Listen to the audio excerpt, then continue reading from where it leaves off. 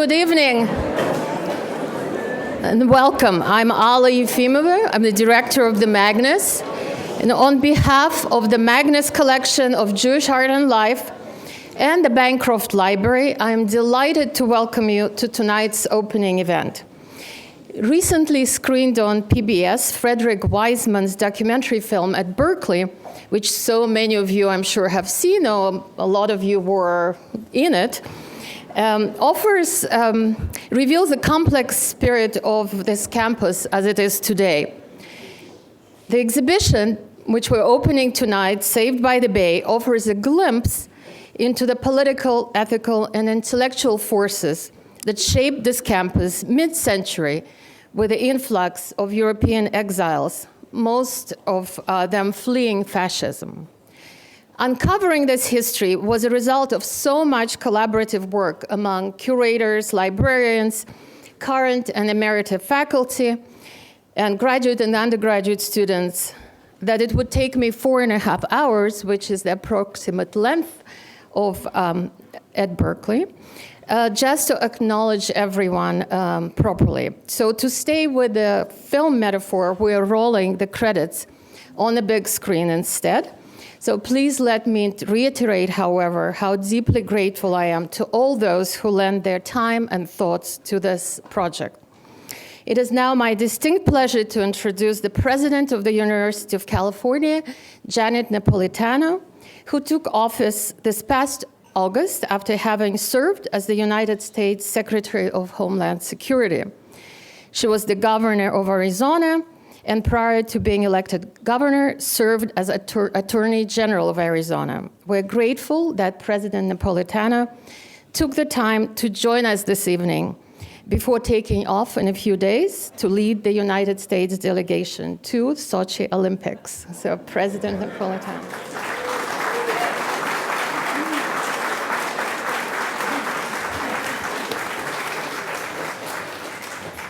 Well, thank you so much. It's such a pleasure to be here this evening with really an incredible exhibit exploring the connection between Berkeley and the wave of Jewish intellectuals who came to the Bay Area in the 1930s and the 1940s.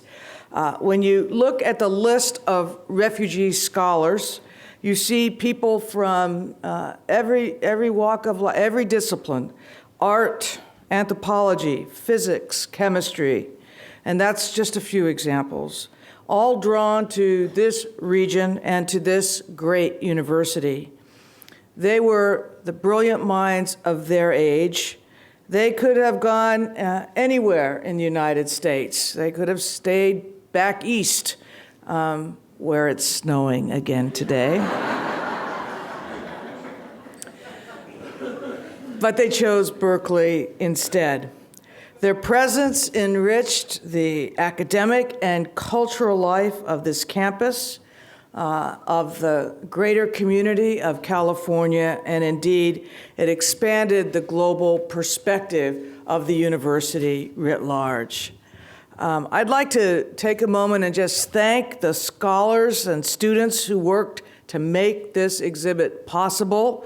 It is due to their labors that this remarkable story can be shared. When the Magnes Museum formed a partnership with UC Berkeley in 2010, it was really the beginning of a grand collaboration, and this exhibit takes that collaboration to a new level.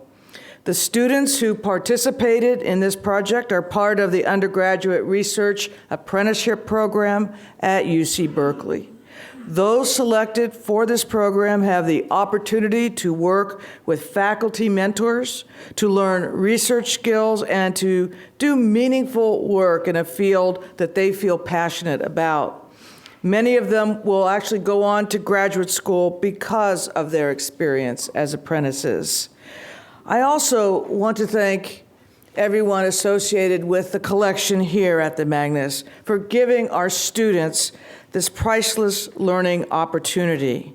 They've really seen what curating is all about and how important museums and the curatorial art are to the enrichment of our society and of our community.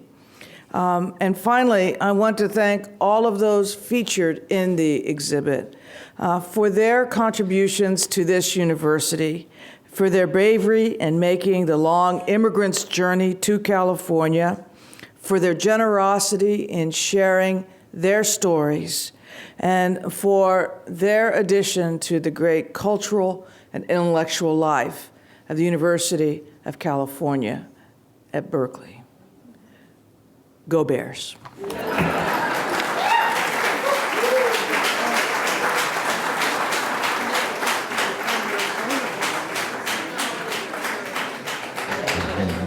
I would now like to introduce Thomas Laqueur, who is Helen Fawcett Professor in the Department of History. He is an award-winning author whose books on European cultural and intellectual history have been reviewed in New York Times, New Yorker, and many other distinguished publications. He is the winner of 2007 Andrew Mellon Foundation's Distinguished Achievement Award. But most importantly, he is an energetic, radical, and inspiring thinker. The idea for this exhibition was born like a spark over a year ago in the staff kitchen at the Magnes when we sat down for coffee to catch up. And in no time, it materialized into this wonderful campus-wide collaboration. So we're very privileged to have had the benefit of his personal and professional experience to lead research on the exhibition. Thank you. Well, just to begin personally, it was just been a huge pleasure to work with the Magnet staff, but also with the URAP students who really did put this together and who collected maybe 50 times as many documents as you see, maybe 100 times more, and then work with the museum in culling these and telling a story. Some of you may have been here a year ago when they just began to make sense of these documents. So you see here the end of a long conversation. Marty J., my colleague, who has also been involved with the very beginning, and his students in his seminar on intellectual migration in Berkeley were also part of this conversation. So just from my personal point of view, it's been a wonderful teaching experience, and it's one of the things that's so inspiring and life-giving about teaching in this university, in that you can be part of this kind of collaboration that President Napolitano spoke about. I think my interest in this in this project and my discussing this with Alla is actually also personal. My parents didn't come to the United States in the Hitler Zeit. They were given refuge not by the Bay but by the Bosphorus in Istanbul, where about 2,000 mostly Jewish refugees found shelter, and they spent the war years there. And the fact that they got shelter there meant that they could get my grandmother out of Germany in December 1939 and had a safe haven. And they came to this country in 1950 with me. So I have a stake in this, and I feel that in some sense, my being here is a product of the refuge by the Bay, but by the fact that people gave shelter to my parents. And I may be the youngest of what you might call the middle generation of people who take refuge here. I mean, my colleague Richard Buxbaum, who you saw in the film, and Peter Seltz and John Prausnitz and Eric Gruen, a colleague Paula Fass, born in a refugee camp after the war. So in some sense, we're the those of us in our late 60s are in some sense the last of this generation of people who found refuge by the Bay and in some sense continue it. So I have a stake in this, and I think many of us in this room have a stake in it. Second thing I want to say about making Berkeley. So some of the scholars that you see documented here are universally recognized great scholars. I mean, Alfred Tarski was one of the great logicians of the 20th century who made logic at Berkeley. Milieu Segre won a Nobel Prize, was one of the founders of sort of big physics at Berkeley. Malkiel was one of the great Romance philologist, founder of the Journal of Romance Philology. And you could go down the list and you see them there. So in some sense, these scholars made an enormous contribution to Berkeley and to learning in the United States. But at another level, they made a contribution to those of us who are here now, those of us of the 70s, in some sense, 80s generation. So when I got here, people that I associated with were Hans Rosenberg, a man who had been a member of the most famous historical seminar in Berlin in the 1920s. The journal that I was involved with, Representations, was designed by a man named Wolfgang Lederer, who was one of the great Austrian book designers. Leo Löwenthal, one of the founders of the Frankfurt School, and Reinhard Bendix, one of the great German sociologists, both offered seminars to those of us then in our late 20s and early 30s. And they brought to us something which in some sense maybe I have a nostalgic and sort of phantasmic relationship to, that I imagine this to be the world of my parents, but I think I could actually make a case, and I think Marty could probably make it more substantively in a more scholarly way, that they brought to this country, into this campus, and to those of us now in our 60s, kinds of scholarship, critical theory, Weberian sociology, substantively, but also a kind of cosmopolitan vision and a depth of political understanding which we wouldn't have had. And they were extremely kind to us. They had seminars at their houses for us. They provided food for us. So this generation of emigre scholars produced my generation of, if you will, post-emigre scholars, and in some sense produced the very particular Berkeley world that this exhibit in some sense comes out of. The last thing I want to say is that in some sense this exhibit is part of is the beginning of a conversation about what emigres and immigrants did for this university. And of course it doesn't stop with the German and Central European Jewish immigration to this country. It's an ongoing tradition. We all know that by welcoming strangers we may well be entertaining angels. And we're often entertaining angels. And we've continued to be a home for immigrant scholars, and we've continued to be a home for immigrant students. President Napolitano just made a sizable sum of money available to undocumented students to come to Berkeley. So I wish that we could do more for scholars in need, for scholars that have been persecuted in other countries, and that we could find a place for them here, and we are beginning to do that.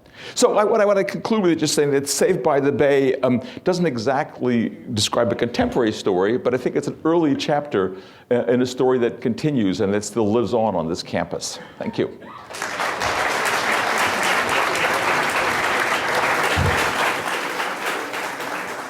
So Francesco Spagnolo, the curator of the Magnes collection, worked on this exhibition. He is joined tonight by Elena Kempf, a senior in the Department of History, who served as undergraduate curatorial apprentice on the exhibition.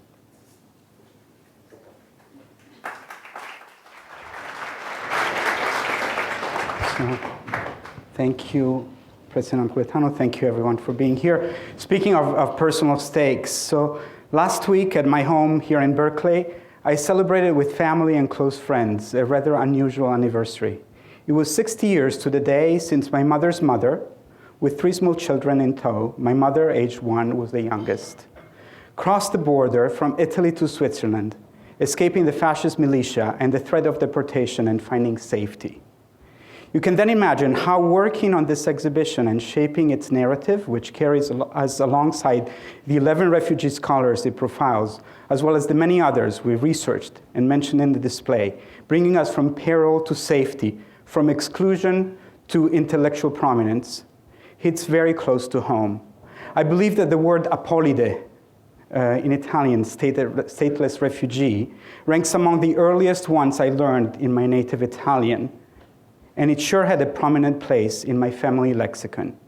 There have been times when I teach my students about diasporas and exiles and ghettos, and about the very practical ways in which these fundamental themes impact culture, that I have surprised myself asking the class whether anyone knows, descends from, or is a refugee. And I'm always the first to raise my hand. The topic of exile, the very word refugee, and more broadly, the notion of culture as a transnational phenomenon, and of memory as an intergenerational exchange, are firmly inscribed in my own DNA, But these themes are also in the very DNA of the Magnes, in its stellar collection that spans multiple continents and cultures, and in the work that we do here at UC Berkeley every day. In conceiving this exhibition, I felt fortunate to collaborate with the most culturally diverse dream team of experts I could ever hope to be part of. Tom Laqueur, you just heard him, of Istanbul. Martin J. of Harvard. His available biographies do not mention where he was born, so I stay with Harvard as his place of birth for the scope of this conversation. Alla Efimova of St. Petersburg, Daniel Virag of Budapest and Montreal, and Elena Kempf of Munich. Not to mention the other 10 fantastic students who took part in a semester-long undergraduate research apprenticeship. And of course, the many refugee faculty at UC Berkeley we met with, interviewed, and listened to for constant and thought-provoking feedback. We began working on this project in the summer of 2012. Together, we researched the archives, asked questions, compiled lists, and no list is ever complete. I know that I will get feedback that, this name is not there, that name is not there. We just really started the conversation. And we created the narrative we're presenting to you today. The exhibition is divided into 4 sections, moving from Europe to the strategies of migration, to the life the refugee scholars found at UC Berkeley, and finally, to how each of them looked back at their own past and at history. As you can imagine, it was not easy to decide how to conclude this narrative, a story that we feel is still in the making and that we only begun to fully acknowledge. I finally settled, that's my prerogative, I guess, as the curator, to decide how the story ends, right?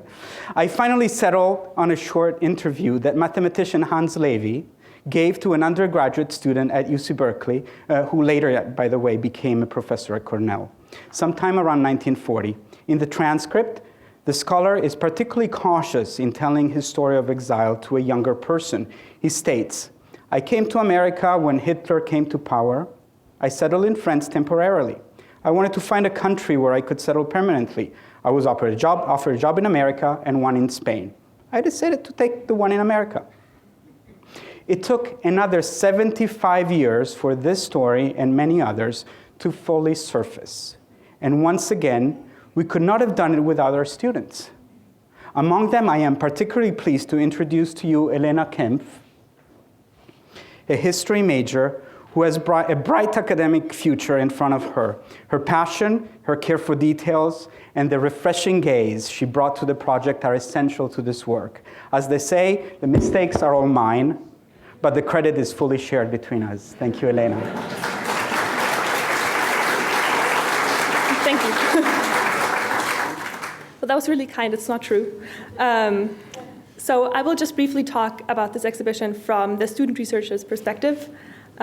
So one thing that the undergraduate researchers, such as Anna Kai, who's here, and Serena Ma, who's somewhere in the corner, as well as myself, noticed about the undergraduate history program at UC Berkeley, is that it has an emphasis on telling historical narratives as others have already researched them, constructed them, as well as defended. Someone else usually has already selected and made sense of documents as well as sources. And while this is very important and certainly central to having a history degree from UC Berkeley, what has been really exciting for us about the Saved by the Bay project is that we gained insight into how to make sense of a vast array of documents which hadn't been interpreted and framed yet. When we started working with the files at the Bancroft Library as well as the Music Library, we had little knowledge of the scholars' lives. But as we came together in weekly meetings and shared our research results, there was a story that started to emerge, and it was a story that we had framed based on the sources that we had available and that we chose. So I think from the student researcher's perspective, this was just an incredibly powerful experience to do hands-on history ourselves. Thank you.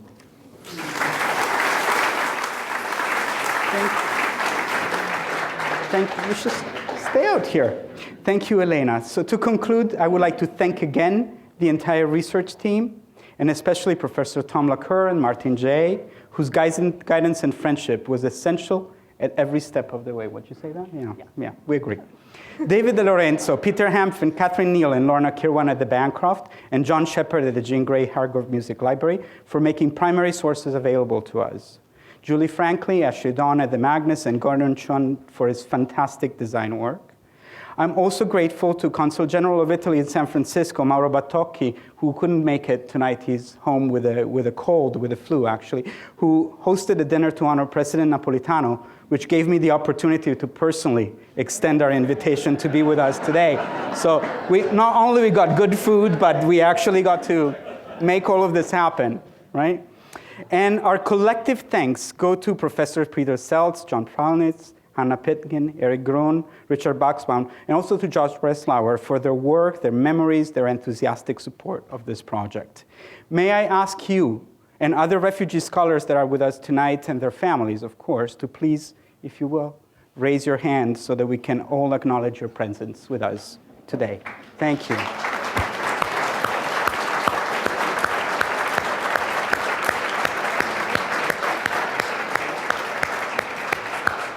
Thank you very, very much. Thank you, Elena.